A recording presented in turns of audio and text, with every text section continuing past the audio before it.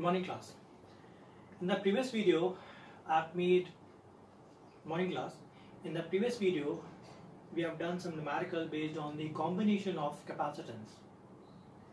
In today's video, we'll do a very important topic, which is energy stored in a charging of capacitor and the energy density of the capacitor. So let's start with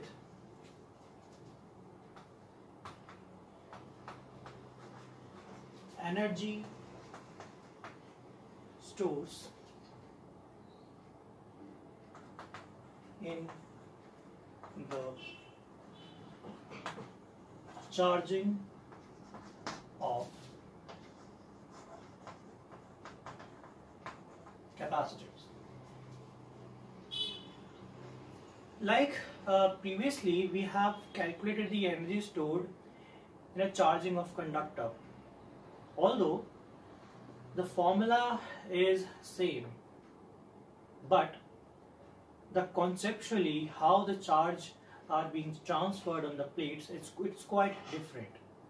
So let us understand first how the capacitor is charged and what is the amount of work done, how the work is done, who work done in charging the capacitor.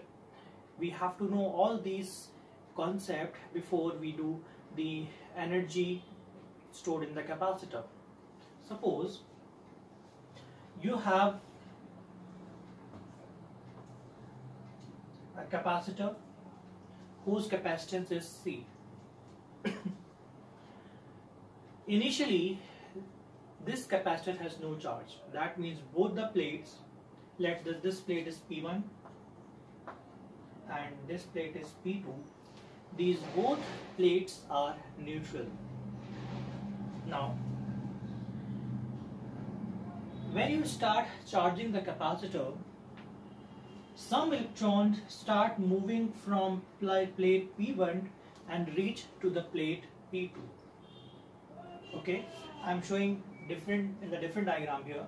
Suppose these are the plates, right? This is P1 and P2.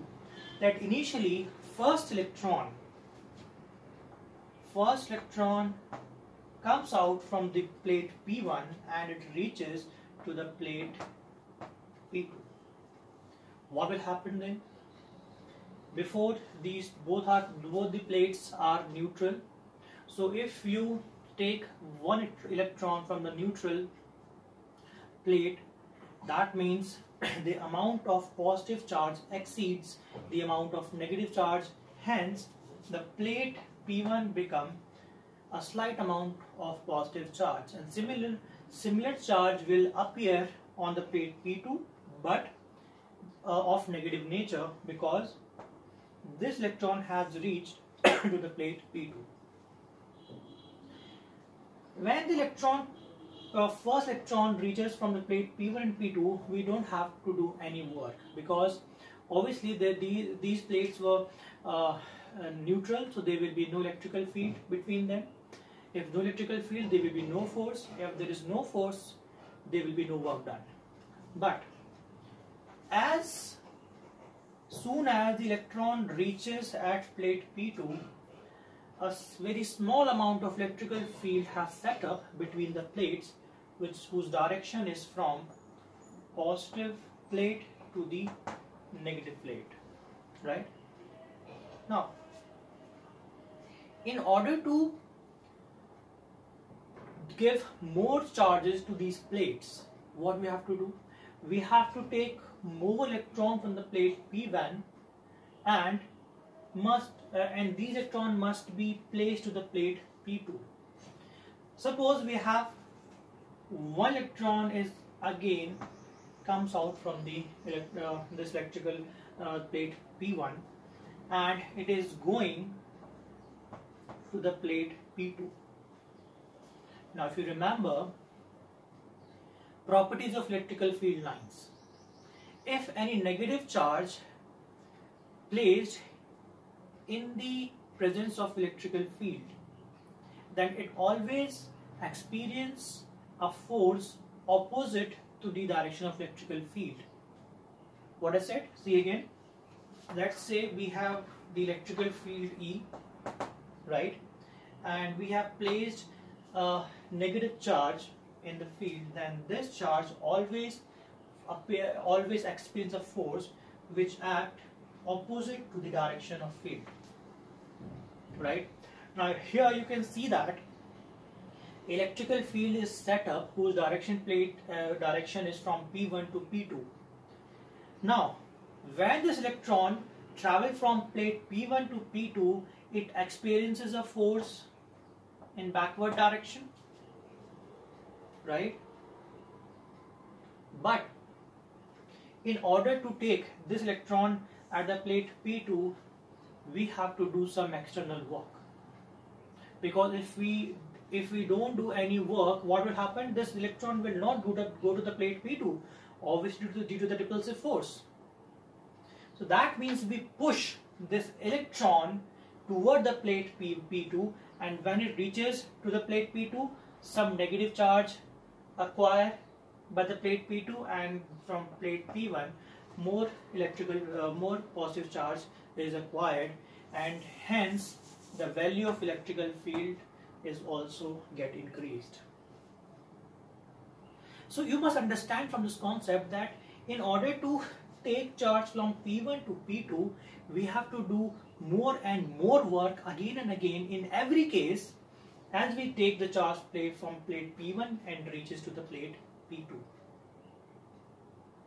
Now where this work done goes?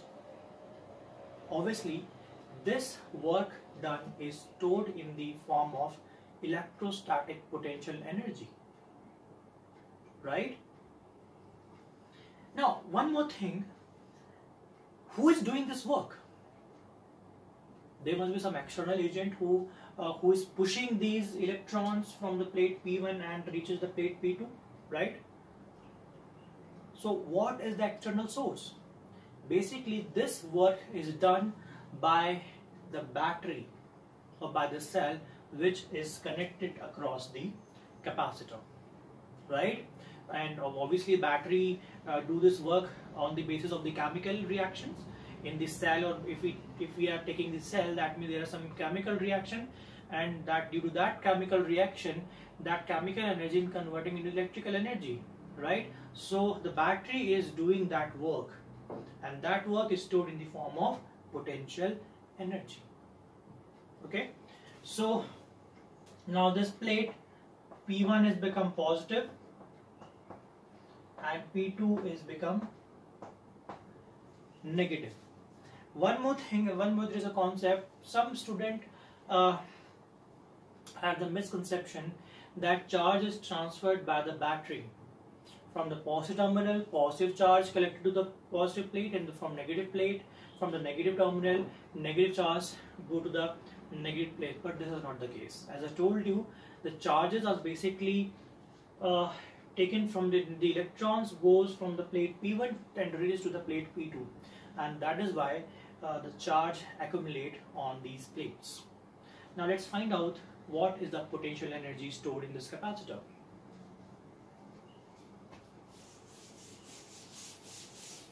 Okay, so let's at any instant the amount of charge on the capacitor is Q dash, right? Or we can say initial charge, or more precisely we can say the charge at any instant,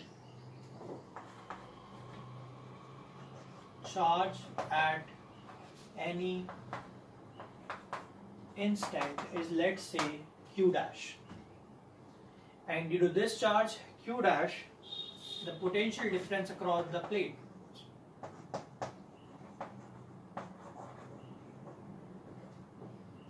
will be V dash. And what is the value of V dash? This will be obviously Q dash by C, right? So this is the charge at any instant. Now we take a charge dq from the plate P1 to P2 to increase the charge. That means now the charge is increased by Q dash to Q dash plus dq dash, right? So what will be the amount of work done? dW will be V dash into dq dash. This is the formula. Work equals to potential into charge. What is the value of potential? That is Q dash by C.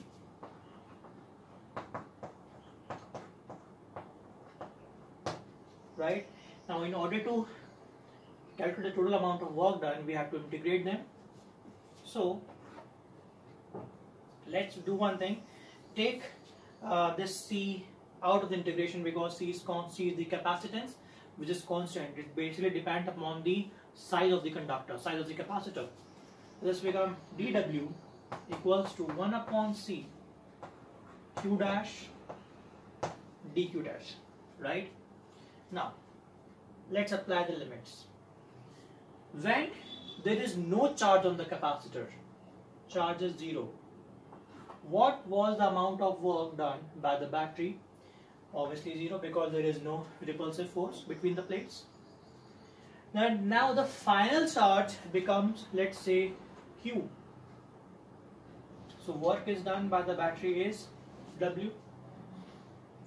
When you integrate it, you will get W is equals to 1 upon C into Q square by 2, or simply Q square by 2C. So this is your work done.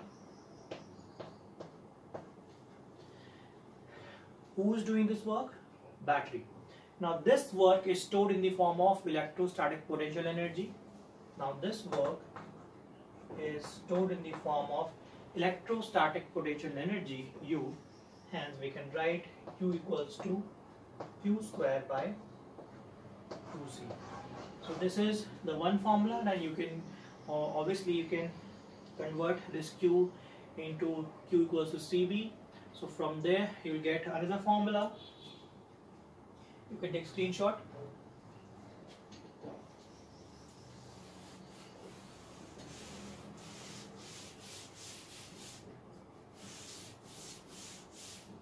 So what are the different formulas?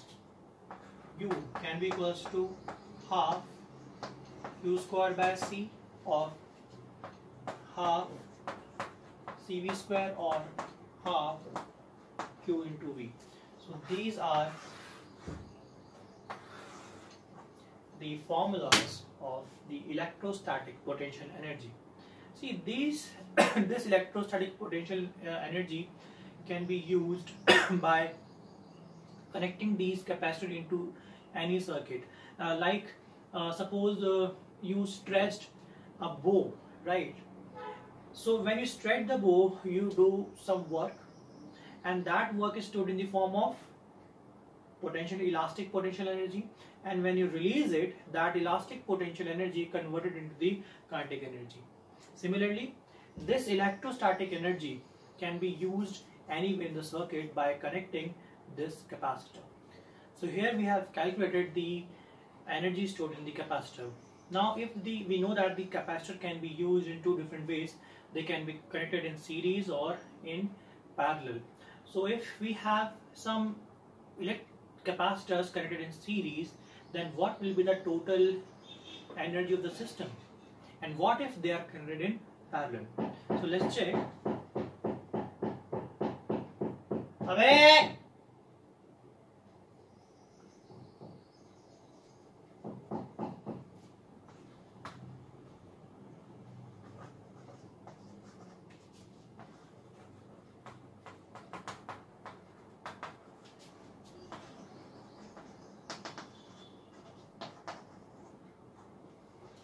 Energy of capacitors in combination. First, series combination. We know that in series combination we have Q is constant, right? So the formula is U equals to half Q square by C equivalent right? Now in the series, what is the value of the equivalent capacitance? That is 1 upon C1 plus 1 upon C2 plus 1 upon C3. So here this 1 upon C equivalent can be written as 1 upon C1 plus 1 upon C2 plus 1 upon C3 and so on. So this can be written as U equals to half 1 upon C1 plus 1 upon C2 plus 1 upon C3 into Q square, or U equals to half Q square upon C1 plus half Q square by C2 and plus half Q square by C3. Now what will be half Q square by C1? This will be energy stored by one capacitor, energy stored by second capacitor, and the energy stored by third capacitor. So we can write this expression as U equals to U1 plus U2 plus U3. That means in the case of series combination, the total energy stored by the system will be the addition of the individual energy stored by each capacitor. Now let's say what will be the case in the parallel combination.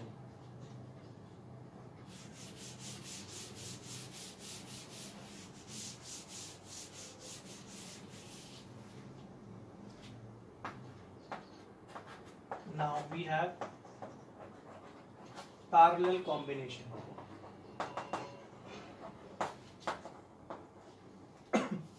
In parallel combination, V is constant, right? What is the formula? Formula is U equals to half C equivalent V square. In this case of parallel, C equivalent can be written as C1 plus C2 plus C3. Apply the value here, you will get U equals to half C1 plus C2 plus C3 into V square, right? So U equals to half C1 V square plus half C2 V square plus half C3 V square, or simply U equals to, this can be written as U1, U2 and U3. So U1 plus U2 plus U3. So this will be the total energy. You can see this is the similar result as we get in the series combination. See, this is the obvious reason. When we charge the capacitor, either they are connected in series or in the parallel, we have to do some amount of work, right? And that work is stored in the form of energy. So obviously in both the cases, the energy of the system will be addition of the energy of the individual capacitance. So this is good for today's lecture. In the next video, we will see some more important topic of the capacitance. Thank you, class.